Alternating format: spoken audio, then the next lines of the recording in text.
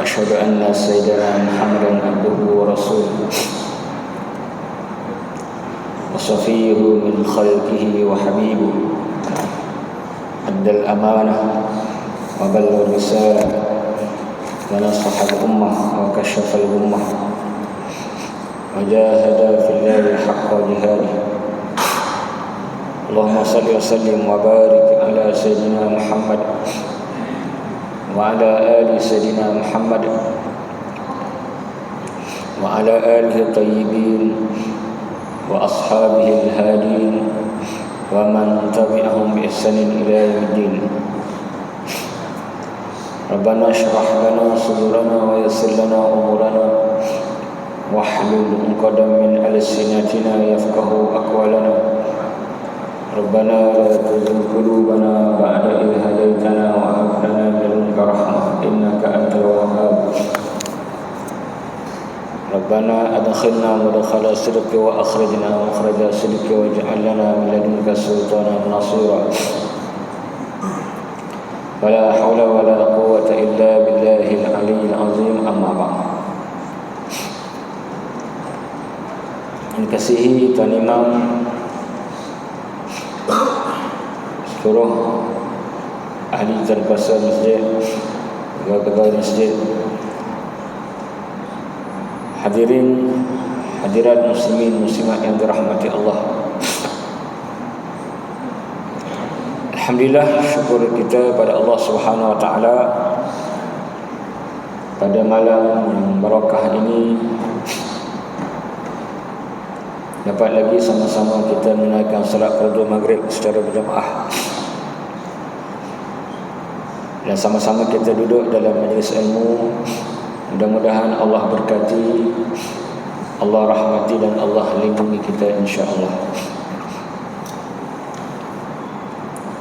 Firman Allah Subhanahu wa taala dalam surah Yusuf ayat yang ke-92 dan 93. A'udzu billahi minasy syaithanir rajim. Bismillahirrahmanirrahim.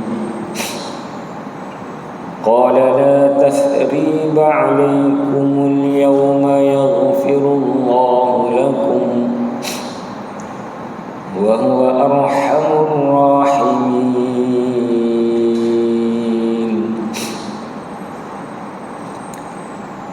اذهبوا بقميصي هذا فألقوه على وجه أبي يأت بصيرا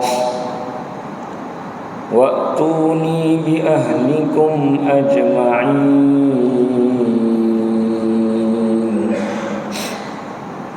صدق الله العظيم.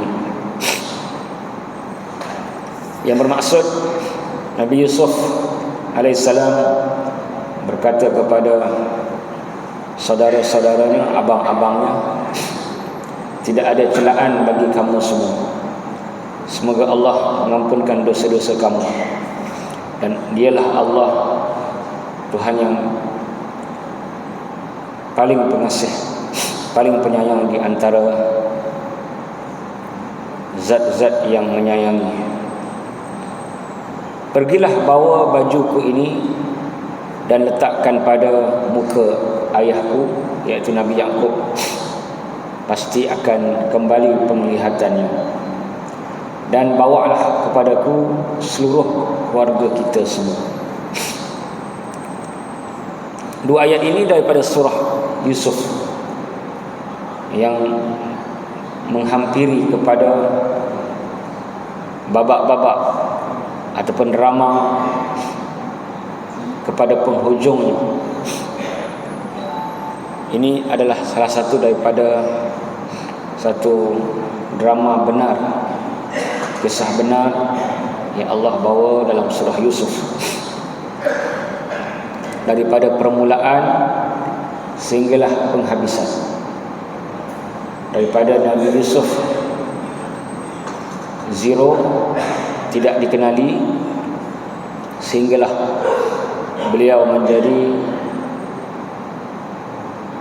pemimpin ataupun menteri di Mesir. Tapi sebelum Nabi Yusuf menjadi menteri, seterusnya menjadi rasul, baginda Nabi Yusuf menempuhi beberapa period, masa, tiga marhalah. Yang pertama, marhalah dalam telaga, dalam sumur. Apa beza telaga dengan sumur? Ada beza ke tak ada beza? Saya pun tak tahu. Kalau ada sumur di ladang, boleh hamba menumpang mandi. Kalau ada umur yang panjang, boleh anda kahwin lagi. Bukan yang tu.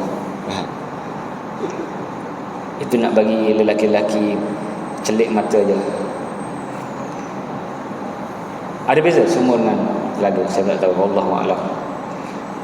Itu marhalah pertama, mana kesusahan, masa-masa susah. Masa susah pertama dalam telaga, antara hidup dan mati. Kalau tidak diselamatkan, akan boleh menyebabkan kematian. Yang kedua, setelah diselamatkan oleh sayyarah, segerombolan pengembara yang singgah mencari air, Nabi Yusuf dijual dengan harga yang murah, seperti mana yang Allah sebut, wa syarauhu bi thamanin bakhsin darahima ma'dudah. Dan mereka menjual Nabi Yusuf dengan thamanin bakhsin, harga yang murah, beberapa dirham. Ini yang orang kata apa? Demo tak kenal barang. Inilah demo tak kenal siapa remaja ni. Mereka jual dengan sangat murah. Dan marhalah kedua, Nabi Yusuf menjadi hamba kepada Aziz dan isterinya yang disebut sebagai Zulaikha. Jadi hamba bukan satu perkara yang mudah. Hanya dibagi makan dan tempat tinggal, tidak ada gaji. Marhalah yang ketiga, kesukaran dan kesusahan Nabi Yusuf ialah dalam penjara. Bila mana Nabi Yusuf AS diuji dengan wanita, dengan perempuan, iaitu isteri kepada tuannya sendiri yang menginginkan beliau. Dan tambahan lagi, isteri tuannya memanggil bila dah kecoh, tular, viral satu Mesir, seorang puan, madam, ma'am, nakkan budaknya sendiri, kejarkan budaknya sendiri, hambanya sendiri. Maka dia pun panggil buat satu majlis, beramai-ramai datang wanita-wanita Mesir, dan diberikan pisau dan juga buah. Lalu Zulaikha memanggil Nabi Yusuf untuk keluar. Faqalat ikhruj, dan berkatalah isteri Aziz yang dipanggil sebagai Zulaikha kepada Nabi Yusuf, ukhruj, keluarlah. Ukhruj alaihina, keluarlah. Bertemu dengan wanita-wanita ini. Bila keluar sahaja, wanita-wanita tersebut memotong tangan-tangannya sendiri kerana kagum dengan handsome, keindahan, kecantikan Nabi Sulaiman alaihissalam. Itu 3 fatrah.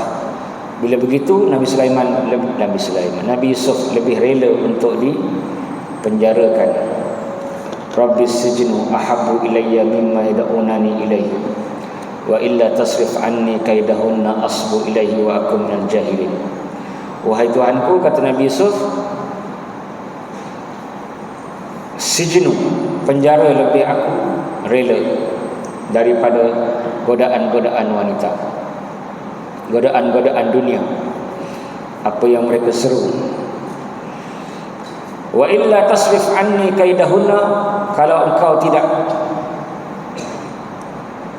menyelamatkan aku daripada kaidahunna, tipu daya wanita, asbu ilahin, pasti aku akan terjebak dengan fitnah wanita, dan aku tergolong dalam golongan orang-orang yang jahil. Ini adalah satu isyarat jelas bahawa wanita adalah satu fitnah, ujian yang besar kepada lelaki. Seperti mana yang Nabi sebut dalam hadis Sahih Bukhari, Nabi SAW bersabda, "Ma taraktu fitnatan ba'di adarra 'ala rijal minan nisa." Yang bermaksud tidak ada aku tinggalkan ataupun tidak aku tinggalkan selepas kewafatanku fitnah yang lebih besar, yang lebih dahsyat kepada lelaki, lebih daripada fitnah wanita. Wanita ni tak kira yang muda yang tua, ada fitnah, ada ujian, kerana syaitan akan menampakkan wanita itu cantik. Seperti mana hadis dalam kitab Sunan At-Tirmizi, al-mar'ah idza kharajat istashrafaha syaitan. Sesungguhnya perempuan bila keluar dari rumahnya, syaitan akan menghiasi. Nampak walaupun dah tua, tapi dari jauh nampak macam muda je, sampai teleng kepala tengok.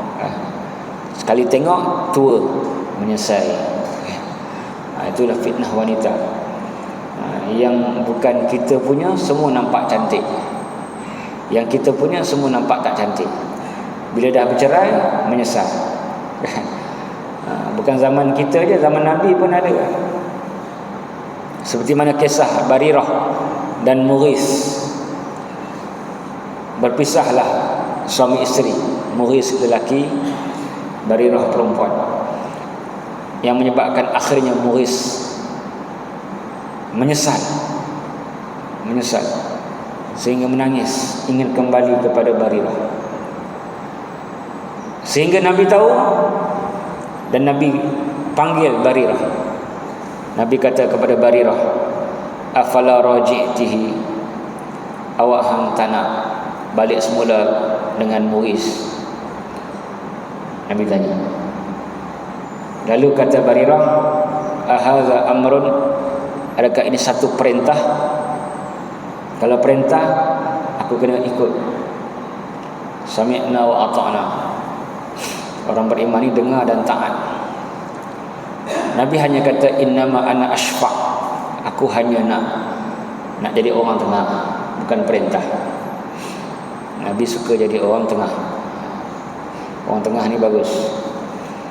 Untuk orang tengah perkahwinan lah maksudnya, untuk menjodohkan seseorang dengan seseorang, besar pahalanya. Segala kebaikan-kebaikan yang dia buat dalam perkahwinan tadi, kita dapat. Bila seorang lelaki dan seorang perempuan berkahwin, kita yang satukan segala kebaikan-kebaikan yang diperoleh dari perkahwinan tadi, kita dapat pahala sama. Jadi bolehlah untuk mempertemukan jodoh-jodoh sahabat kita. Tapi takut sahabat tak dapat jodoh, dia tambah jodoh. Itu yang isteri-isteri takut. Bukan dia menjodohkan orang, dia menambah jodoh diri sendiri. Ini bagi perempuan bahaya, bagi lelaki syukur. Jadi begitulah wanita ini fitnah. Walaupun selepas kita sudah berkahwin dengan wanita tersebut, juga fitnah. Fitnah tidak berhenti hanya ketika sudah berkahwin. Sama ada belum berkahwin, fitnah sebelum berkahwin. Selepas berkahwin pun fitnah. Apa fitnah selepas berkahwin? Bukanlah buat maksiat, tapi terhalang kita untuk melakukan perkara-perkara baik. Banyak kebaikan terhalang bila isteri tak faham. Banyak kebaikan terhalang bila suami tak faham. Isteri akan kata, "Buat apa faham?" Isteri akan menghalang. Kadang-kadang nak sedekah pun kena minta izin isteri. Dulu saya ada madrasah, sekarang dah tak ada lah. Sekarang tinggal online. Kita kutip derma untuk madrasah. Nanti ustaz, saya tanya isteri dulu. Bukan minta 1 juta pun, bukan minta 1000 pun. Kena, tak tahulah alasan dia je kan. Jadi kadang-kadang masa universiti baik, kaki masjid, kaki ilmu agama, kaki dakwah. Lepas kahwin lain jadi, kaki putar alam. Macam-macam kaki keluar. Kesan perkahwinan. Itu fitnah wanita. Allah sebut dalam ayat 16 surah At-Taghabun, "Inna min azwajikum wa auladikum aduwwan lakum." Sesungguhnya sebahagian dari pasangan-pasangan kamu dan anak-anak kamu musuh kamu. Ayat ini turun kerana ada sahabat-sahabat yang duduk di Mekah. Mereka tak dapat ke Madinah kerana dihalang oleh anak-anak isteri mereka. Turun ayat ini. Maka fitnah wanita tetap ada, sama ada sebelum atau selepas perkahwinan. Tapi yang belum kahwin lagi dahsyatlah. Zaman sekarang bukan fitnah wanita aja, lelaki pun fitnah kepada lelaki lain. Itu zaman akhir zaman ni kan. Fitnah lelaki dengan lelaki. Na'udzubillah. Amalan kaum Nabi Lut. Bahaya kan. Lelaki-lelaki jambu, lelaki-lelaki yang ayu, yang apa, yang flawless, yang mulus, tulus dan fulus digemari lelaki lain. Ini fitnah akhir zaman. Sebab tu dalam Islam remaja-remaja dipanggil amrad. Alif mim radal, amrad. Dilarang untuk kita bersalaman macam perempuan, tak boleh salam. Siapa amrad? Remaja-remaja yang hampir balik, yang tidak ada kumis, yang tidak ada misai, yang tidak ada janggut, yang nampak kejambuannya. Bukan semua remaja jambu. Macam mana nak sebut? Nampak jambu dia. Syarat pertama, remaja. Dewasa tak ada. Syarat kedua, tidak ada apa-apa bulu di muka. Satu je di muka. Satu je. Satu je. Kacau pula. Sekat-sekat dan itu amrad. Ramai tak tahu hukum ni amrad. Amrad ni adalah remaja dan juga yang bermuka jambu, tidak ada apa-apa bulu di mukanya. Haram untuk kita salam. Ini adalah prevention. Apa nama? Prevention? Tegahan. Pencegahan daripada itulah. Yang kita pun sedia maklum video baru-baru ni, tak tahulah betul ke tak betul kan. Tapi sesiapa yang melihatnya melugar, bukan ada apa-apa pun, percakapan je. Jadi fitnah ni sangat besar. Sebab tu kata Sayyidina Nabi Yunus Sulaiman, imshi wara'al asad wala tamshi wara'al mar'ah. Lebih baik berjalan dengan singa daripada berjalan dengan perempuan. Berjalan dengan singa, ngap, matilah. Mati habis, jumpa Tuhan. Kalau amal baik, amal soleh, dapatlah pahala. Kalau dengan perempuan, tak kiralah bini orang ke. Kadang-kadang bini orang lah yang fitnah lebih ni, daripada anak-anak dara. Sebab bini orang ataupun janda orang, dia dah rasa fitnahnya lebih. Oleh itu berhati-hati. Kadang-kadang kita lihat bertepuk tampar dan sebagainya. Ini adalah budaya yang tak baik. Saya biasa lihat kadang-kadang dekat kedai pejabat, tak tahulah nak sangka baik susah, pegang-pegang, kau cucuk-cucuk kan. Tak nampak laki bini bertepuk tampar sebagainya. Ini fitnah. Kalau isteri tuan-tuan tak bekerja lagi baik. Lagi baik. Nak bekerja tak salah, tapi kena jagalah maruah. Ini yang Nabi Yusuf kata, lebih baik. Tak ada internet ke apa? Bising. Nah. Jadi ini yang Nabi Yusuf lebih rela di penjara daripada menghadap fitnah-fitnah wanita pada zaman tersebut. Dan Nabi Yusuf dan adik-beradiknya adalah Bani Israel. Generasi pertama, batch pertama, lebih tepat batch pertama, Bani Israel. Israel bermaksud Nabi Yaqub.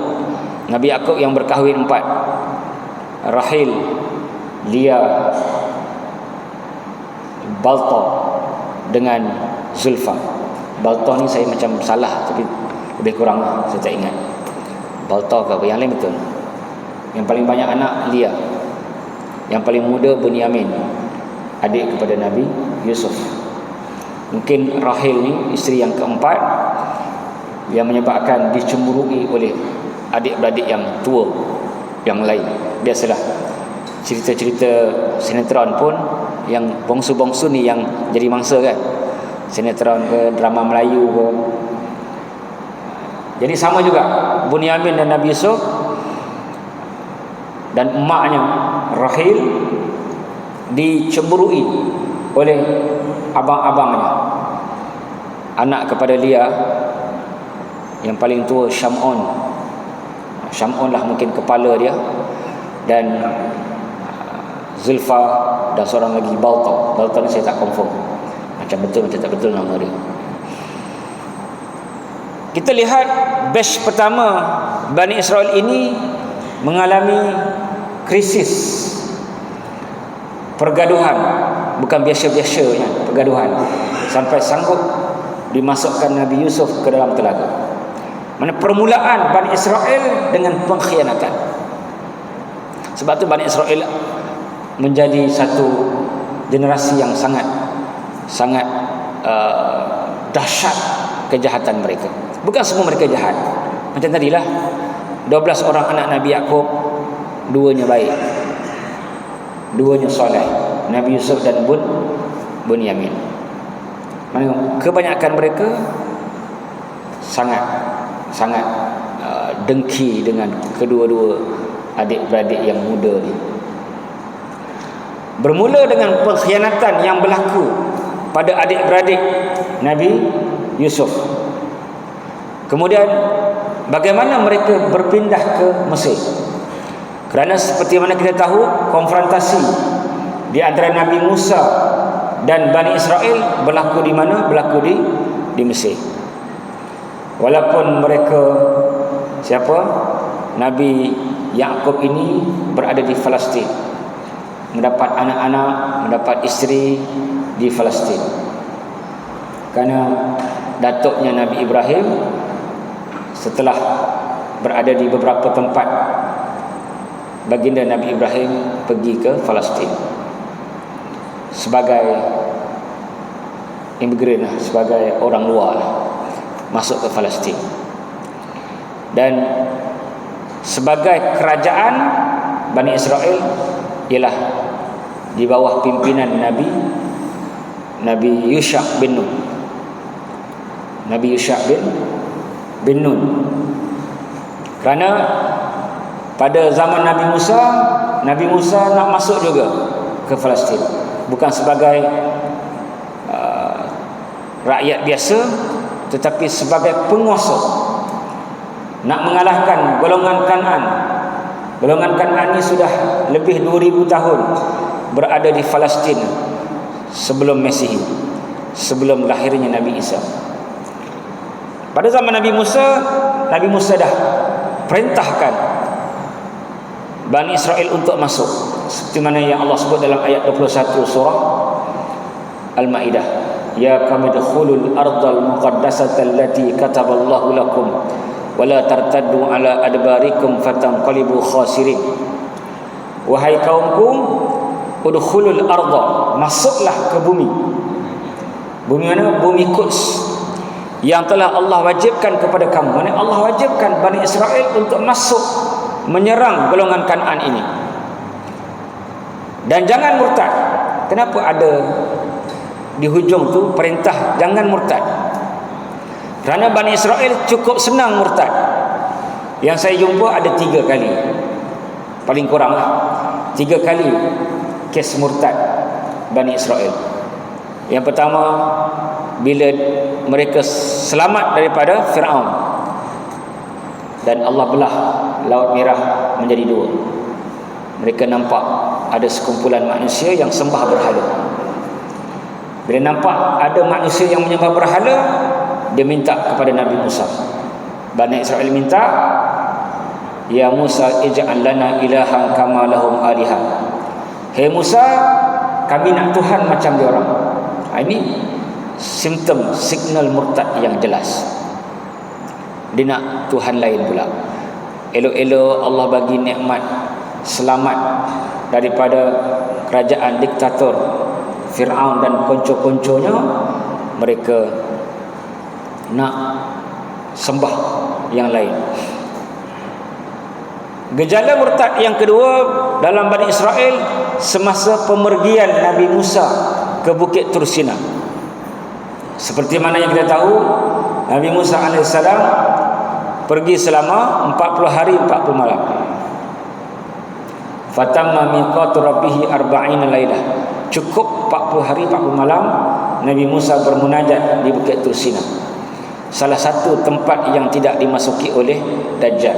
Dia ada 4 tempat: Masjid Aqsa, Masjid Haram, Masjid Nabawi dan Masjid Tur, Nabi kata, iaitu Bukit Tur Sina. Semasa Nabi pergi ke sana bermunajat dengan Allah, Bani Israel buat onar. Sebenarnya Nabi Musa dah arahkan untuk Nabi Yusuf, Nabi Harun menjadi khalifah penggantinya. Mana yang yang tengok-tengokkan lah, yang ganti Nabi Musa. Tapi Nabi Harun tak mampu nak menghalang kejahatan Bani Israel. Dia nampak ada seorang lelaki bernama Samiri. Samiri ni anak zina yang mak dia letak dekat sebuah gunung yang terpencil. Patutnya mati, tapi syaitan bela. Sebab tu membesar pun jadi macam syaitan. Syaitan bela, perangai pun macam syaitan. Dia buat ijil. Allah sebut bittikhadhikumul ijla. Mereka menjadikan anak lembu buatan sebagai Tuhan mereka. Dia buat anak lembu daripada emas dan ada bunyi-bunyi yang menyebabkan Bani Israel tertarik. Itu signal murtad yang kedua. Bila Nabi Musa balik dia, Nabi Musa sangat marah, sangat murka. Dan akibat daripada mereka menyembah anak lembu tu, 70,000 mereka dibunuh. Faqtulu anfusakum dzalikum khairul lakum 'inda bari'ikum fataba 'alaikum. Cara taubat tak ada lain dan tak ada bukan, melainkan dengan mereka perlu dibunuh. Macam mana nak laksanakan tu ramai-ramai tu? Mereka diletakkan 120,000 orang diletakkan di lembah. Lembah ni yang bawah dia, yang landai ke apa, yang bawah sikit lah. Jadi orang-orang biasa ni, orang yang tak bersalah ni, rakyat biasa akan keliling mereka. Jadi mereka pun panah daripada atas, panah. Ada yang bapa panah anak, anak panah bapa, anak menakan panah pak saudara. Ini arahan Tuhan. ramai. Kalau seorang dua orang senanglah ukur pancung ke apa, ramai-ramai. Bila dah 70,000 mati, Allah kata stop, berhenti, semuanya 120,000. Itu kisah murtad yang kedua, Bani Israel. Kisah murtad yang ketiga,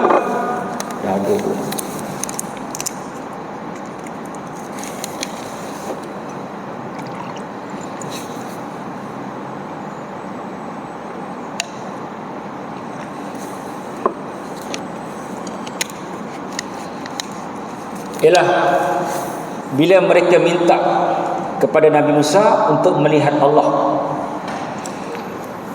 Kenapa dikira sebagai simptom murtad? Karena dalam Quran sebut, ya Musa lan nu'mina laka hatta narallaha jahrah. Kata Bani Israel, hey Musa, kami tak akan beriman dengan engkau kecuali kami nampak Tuhan dengan mata kepala kami. Dia meletakkan syarat beriman dengan nampak Allah. Kita ni dalam akidah tak boleh nak letak syarat. Aku boleh beriman tapi bagi aku kaya dulu. Itu murtad, na'udzubillah.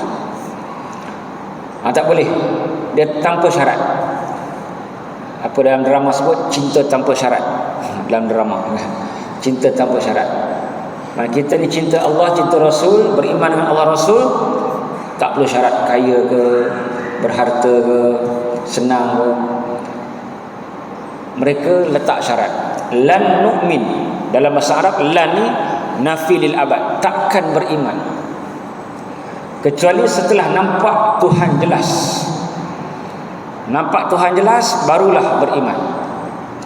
Berbeza dengan Nabi Ibrahim. Nabi Ibrahim pun minta nampak Allah. Qala rabbi arini kaifa tuhyil mauta. Bukan nampak Allah, nak nampak bagaimana Allah menghidupkan yang mati. Lalu Tuhan kata, awalam tu'min, adakah engkau tak beriman? Kata Nabi Ibrahim, bala, apapun aku beriman, tak letak syarat, cuma nak bagi liyatma'inna qalbi, tenang hatiku.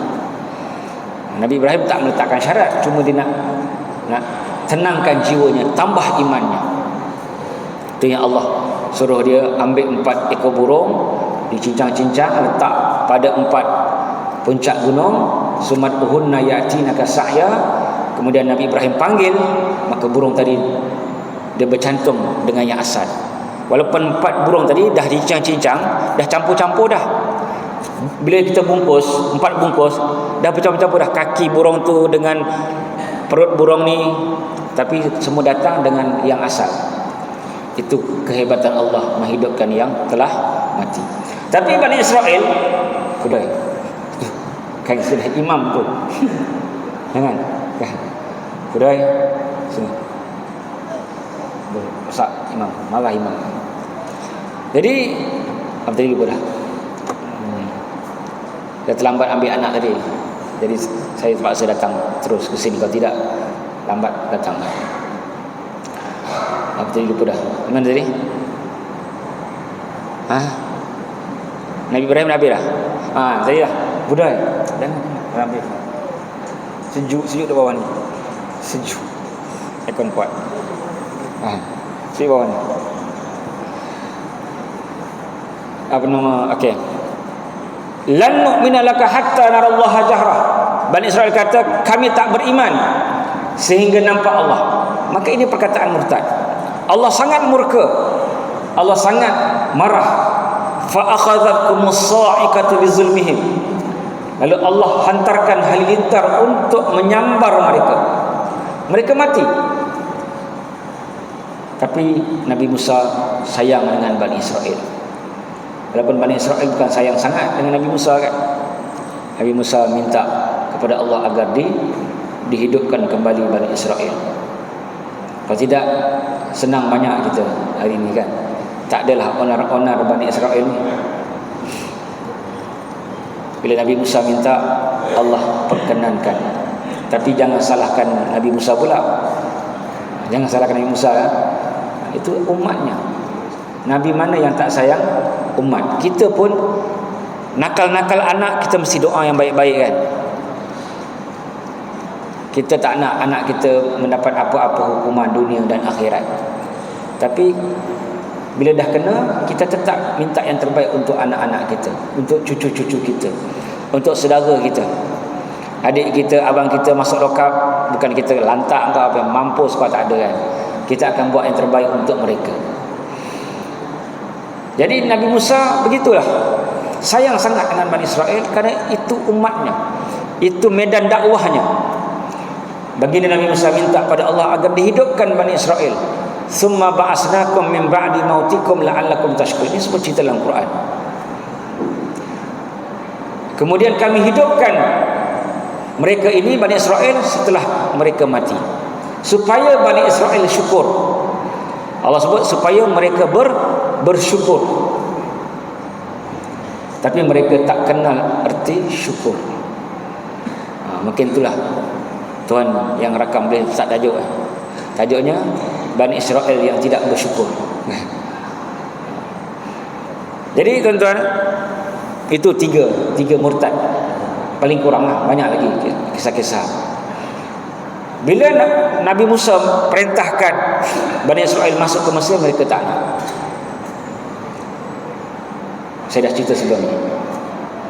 Kemudian bila tak nak, Allah hukum mereka sesat 40 tahun di padang teh, di padang pasir. Yatihuna fil ardi, mereka sesat di atas padang pasir selama 40 tahun. Menyebabkan Nabi Musa meninggal, Nabi Harun meninggal ketika itu. Tapi mereka ni sayang, bukan tak sayang. Walaupun selalu mengingkari Nabi Musa, mereka sayang. Mereka sangat menyintai Nabi Musa. Mereka ambil peninggalan Nabi Musa, pakaian-pakaiannya, dan juga apa-apalah cincin ke apa kan, dimasukkan dalam satu tabut. Apa tabut? Kotak. Jadi mereka simpan. Tapi kotak tersebut telah dirampas oleh golongan Kanaan. Dirampas masa golongan Kanaan menyerang mereka setelah kematian Nabi Yusha. Lepas Nabi Musa, yang ganti Nabi Yusha. Nabi Yusha yang keluarkan mereka daripada padang teh 40 tahun tadi, setelah 40 tahun. Dan Nabi Yusha juga yang membawa kemenangan kepada Bani Israel, buat pertama kalinya menguasai Palestin. Tapi tak lama Nabi Yusha meninggal, mereka pun kena tinggal. Mana mereka terus jatuh. Mana Bani Israel ini cukup banyak ditindas. Zaman Fir'aun kena tindas, dengan Kanaan kena tindas. Yang sangat dan paling teruk di zaman Bukhtanasar, sangat terhina, sangat teruk. Mereka ditindas oleh Bukhtanasar, salah satu raja yang menguasai dunia. Ada 4 raja yang menguasai dunia. Nabi Sulaiman AS, Zulkarnain, 2 orang figura Islam, dan 2 lagi kafir, Namrus dan Bukhtanasar. Bukhtanasar inilah yang mereka rasa sangat-sangat sulit, sangat-sangat menderita. Mungkin waktu ni dia nak revenge lah. Dulu asyik kena bully je. Memang banyak sejarah mereka kena bully, Bani Israel. Dekat Mesir kena bully, dekat Palestin kena bully. Sekarang mereka nak bully umat Islam. Jadi kita kena pertahankan doa. Ni dah tambah 2 lagi. 4 hari gencatan senjata, tambah 2 lagi. Diorang ni ialah sebenarnya takut.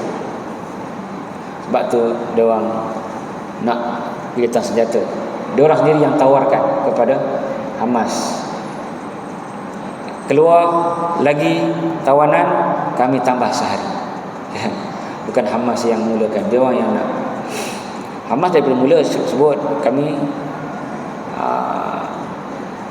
boleh offer tawanan-tawanan yang ada, tapi dia orang nak perang pada permulaan.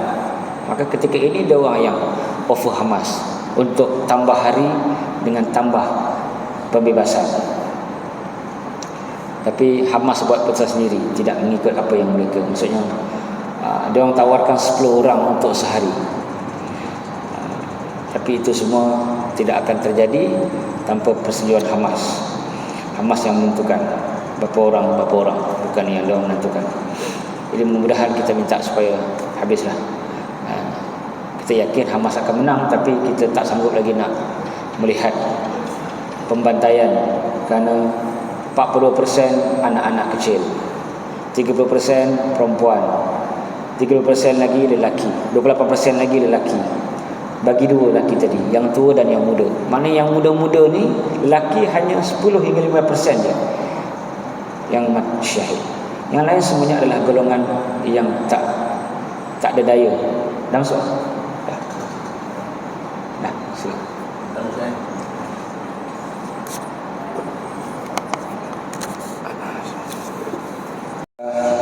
Akhirnya Bani Israel memperolehi semula tabut kotak yang mengandungi barang-barang Nabi Musa dan Nabi Harun, yang mana Allah sebut dalam ayat 26, 246, 247, 248, 249, 250 surah Al-Baqarah. Dan kisahnya apabila Bani Israel tidak tahan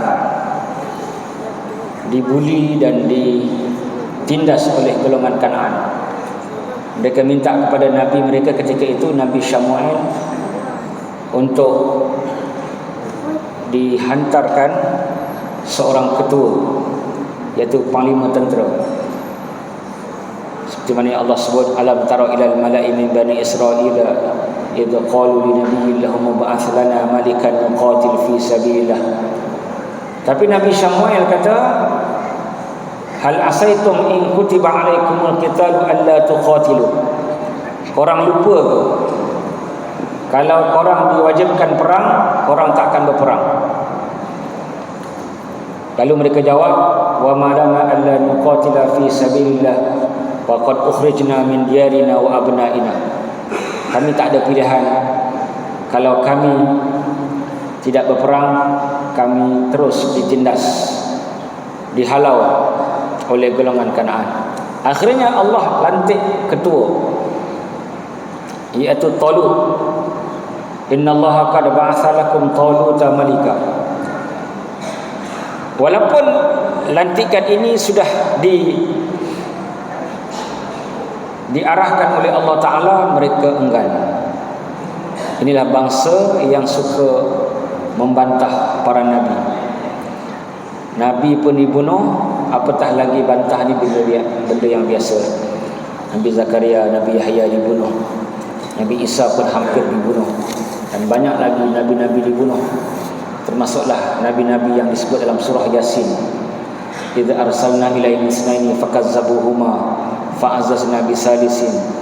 3 orang rasul, Sadiq, Saduq dan Shalum, ditambah lagi seorang pendakwah, Habib bin Israel An-Najjar, pun dibunuh, dipijak-pijak sampai keluar usus daripada perut mereka, daripada dubur mereka. Mereka bangsa yang sangat kejam. Yahudi ni memang dah terkenal. Jadi Allah peringatkan hampir setiap inci dalam surah Baqarah dan surah-surah yang lain tentang Bani Israel, kerana mereka ni bangsa yang sangat jahat, murtad, bunuh Nabi, apa lagi, semua mereka buat. Sihir pun dia yang buat. Ayat 102 surah Al-Baqarah, wattaba'u ma tatlu syayatinu ala mulki Sulaiman. Dan orang-orang Yahudi mengikuti apa yang dibacakan oleh syaitan-syaitan ketika kerajaan Nabi Sulaiman. Syaitan perdaya salah seorang isteri Nabi Sulaiman, namanya Aminah.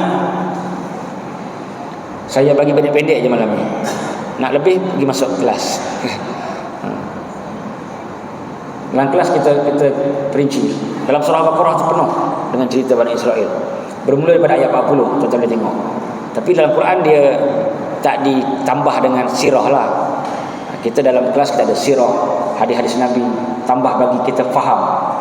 Sebab Quran ni macam benda yang asas. Kalau kita makan benda asas, obat pahit kan, tapi baguslah. Tapi kita ni kena tambah air sikit, tambah perasa sikit, baru sedap makan ubat kan.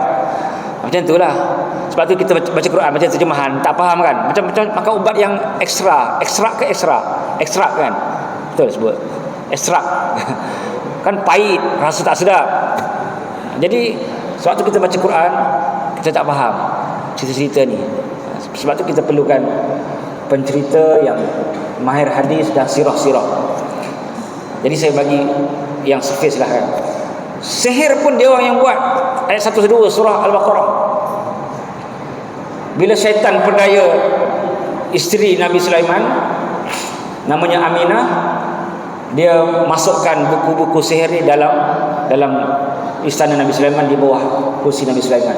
Lepas Nabi Sulaiman meninggal, wafat, dia ambil dan diberikan kepada orang-orang Yahudi. Orang Yahudi amalkan sihir. Mana semua jenis kejahatan, bunuh Nabi, murtad, sihir, apa lagi? Helah. Zaman sekarang ni banyak helah, terutama dalam bab muamalat, bab ekonomi. Kadang-kadang nama Islamik tapi terbeban juga kan. Jadi itu daripada Bani Israel. Apa contohnya? Allah haramkan qatalahumullahu al-yahud, semoga Allah melaknat Yahudi. Hurrima alaihimus syuhum, diharamkan syuhum, lemak-lemak binatang. Ada dalam sebut dalam Quran. Lemak jenis apakah yang diharamkan kepada Yahudi? Bila diharamkan lemak, fa'azabuha, mereka cairkan lemak tadi, jadikan minyak, dijual. Ni helah. Kan banyak helah-helah dalam ekonomi. Nampak Islamik tapi menekan juga, memberikan kesan kepada kita juga. Jadi ini helah Allah sebut. Jadi apa? Dosa apa? Dosa ekonomi, dosa bunuh orang, dosa syirik, semua dia tapau. Ini pengajaran besar bagi kita, agar kita baca, fahami kisah Bani Israel ini untuk kita hadapi mereka di zaman sekarang. Jadi harap imam-imam pun jangan berhentilah doa qunut nazilah setiap 5 waktu sehari, seperti mana yang Nabi amalkan bila sahabat-sahabat Nabi dibunuh. Selagi mana tak ada istihar kata stop peperangan ini, selagi itu kita terus doa qunut nazilah, baik sembahyang Jumaat ataupun sembahyang bersorangan kalau kita sembahyang seorang. Kerana ini sunnah yang Nabi ajar kita untuk berhadapan dengan mereka. Kita tak disuruh untuk pergi ke sana kerana Hamas sudah cukup. Mereka ada 45,000 tentera dan ya betul ada yang terbunuh. Yang paling tinggi Brigadier General Ahmad Gandur, itu yang paling tinggilah yang terbunuh. Tapi general belum. Siapa yang paling tinggi? Tuan Google nama Ahmad Dhaif. Inilah orang nombor 1 yang dikendaki oleh Amerika dan Israel. Ahmad Dhaif ni general. Bawah general apa? Major kan? Major general, lepas tu brigadier. Tak tahu betul tak betul-betul. Tapi yang nombor 1 general tu masih, malahan bukan general je. Baru ni dia keluarkan gambar video di mana Panglima Hamas menyantuni orang-orang tawanan. Dalam video tu menyantuni. Apa dia kata? Inilah, jangan takut, di sini tempat yang paling aman. Mana tempat persembunyian tu tempat yang paling aman, dia kata. Mana tempat yang untouchable, yang tak dapat disentuh oleh sesiapa. Ada video. Saya lupa apa nama panglima tersebut. Jadi menunjukkan bahawa mereka tak ada masalah. Masalahnya ialah mereka nak elakkan daripada terus orang awam. Tapi dari segi tentera tak ada masalah untuk menghadapi Israel. Israel dah tak mampu nak bunuh ramai tentera-tentera Hamas. Dia bunuhlah orang-orang, digerap. Macam kita tak dapat bunuh something, sepak kucing pun jadi. Betul tak? Sepak kucing sana dah tak dapat lawan, tak dapat kan. Kucing pun kucing lah, semut pun semut lah kan. Janji dapat lepaskan geram, tu yang dibunuh. Sebab tu saya sebut hanya 10 hingga 15% sahaja lelaki dewasa yang mereka bunuh. Yang semuanya innocent, orang yang lemah, orang yang abriya dalam bahasa Arab. Jadi kita harap berhenti kerana kita tak sanggup lagi nak nak mendengar berita. Sebab apa? Nabi sebutlah hadis, al-muslim akhul muslim la yazlimu wa la yuslimu. Orang Islam saudara orang Islam lain. Dua hak yang besar. La yazlimuhu wa la yuslimuhu. Kita tak boleh zalim, aniaya orang lain, dan kita, Nabi sebut la yuslimuhu, tak boleh biarkan orang lain teraniaya. Yang kedua ni yang saya takut. Jadi 14,800 yang telah mati syahid, semuanya akan tanya kita pada hari kiamat, apa yang kita buat untuk mereka. Sebab itu hak mereka. La yuslimuhu, Nabi kata, hak orang Islam tidak biarkan orang lain dizalimi. Sebab itu kita minta sangat supaya benda ni berhenti. Walaupun kita tahu Hamas boleh pergi jauh lagi, sebab kita tak sanggup lagi nak terima berita mereka bunuh orang-orang yang bukan tentera, orang awam. Kita tak sanggup, kerana setiap nyawa yang pergi, kita akan ditanya oleh mereka di hadapan Allah kelak. Sebab hak orang Islam, Nabi sebut la yakhzuluh la yuslimuh. Nabi sebut kita tak boleh biarkan mereka dizalimi, dianiaya. Kalau sikit kezaliman pun tak boleh, apatah lagi ini sampai tahap yang sangat dahsyat. Jadi mudah-mudahan kita terus berdoa, terutama doa kunut. Nama pun kunut. Kunut ni mesti dalam solat. Luar solat tak nama kunut. Kunut subuh, kunut witir, kunut nazilah, tiga-tiganya dalam solat. Bila luar solat, kita sebut doa kunut, tapi sebenarnya hakikatnya tidak. Doa kunut khas untuk doa di hujung solat ketika i'tidal. Bila kita baca di luar, bolehlah, tapi tak nama. Macam kita baca Allahumma hdini fiman hadait, kita baca masa doa lepas sembahyang, boleh tak? Boleh. Tapi dikira doa kunut tak? Tak. Mam, kenapa tak baca doa Allahumma hdini masa i'tidal terakhir? Saya baca masa lepas solat. Macam itulah. Jadi kunut nazilah tempatnya di mana? I'tidal rakaat terakhir. Itu yang Nabi ajar. Teruskan. Itu kekuatan kita. Perlu kita teruskan, baik kita sembahyang seorang di rumah ataupun imamlah yang buat bila berada di masjid ini. Jangan tinggal sama sekali sehingga isytihar secara rasmi peperangan ini sudah tamat. Wallahu a'lam. Jadi satu pengumuman,